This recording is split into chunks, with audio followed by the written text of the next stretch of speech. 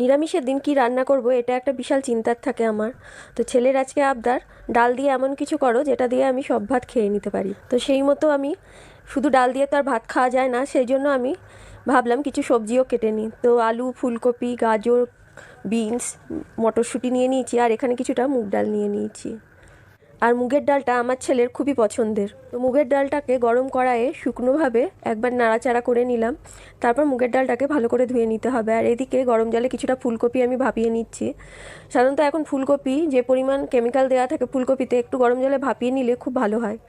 তো এদিকে ডালটাকে আমি ভালোভাবে জলে ধুয়ে নিচ্ছি। আর ডালটা একবার জল দিয়ে ধুলে কিন্তু দেখবেন খুব একটা বেশি নোংরা বেরায় না, ওই জন্য 3-4 বার ভালো করে জল দিয়ে ডালটাকে ধুয়ে নিচ্ছি।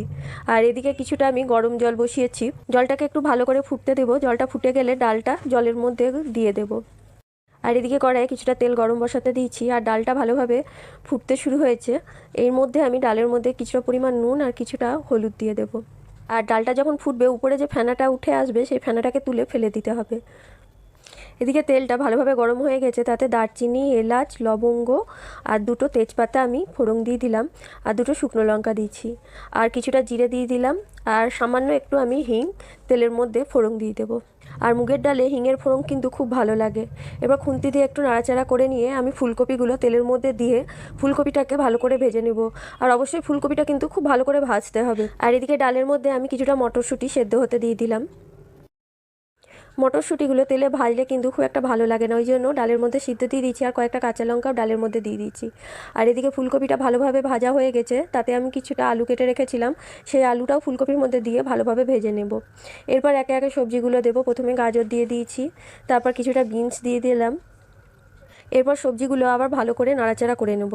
আর সবজিগুলো যত ভালোভাবে ভাজা হবে ডালটা খেতে কিন্তু ততটা ভালো লাগবে। আর একটু ঢেকে ঢেকে ভাজলে ভালো হয়।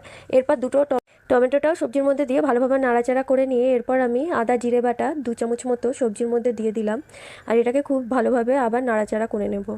এরপর একে একে গুঁড়ো মশলাগুলো দিয়ে দেবো। প্রথমেই হলুদ দিয়ে দিয়েছি, তারপর দিয়ে দিলাম একটুখানি ধনে গুঁড়ো আর শুকনো লঙ্কার গুঁড়ো দিয়ে দিয়েছি। এরপর স্বাদ মতো নুন দিয়ে দিতে হবে। তারপর মশলাটাকে আবার একটু ভালোভাবে নাড়াচাড়া করে নেব।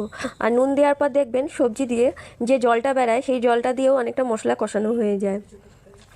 আর এদিকে মুগের ডালটা বেশ সুন্দর সিদ্ধ হয়ে এসেছে। হাত দিয়ে টিপে দেখলাম বেশ ভালোই সিদ্ধ হয়েছে। আর মুগের ডাল খুব বেশি গলে গেলে কিন্তু ভালো লাগবে না। আর এদিকে মশলা কষানোও আমার ভালোভাবে হয়ে গেছে।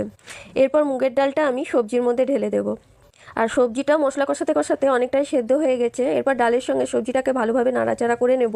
তারপর কিছুটা গরম জল আমি এই সবজি ডালের মধ্যে দিয়ে দিলাম।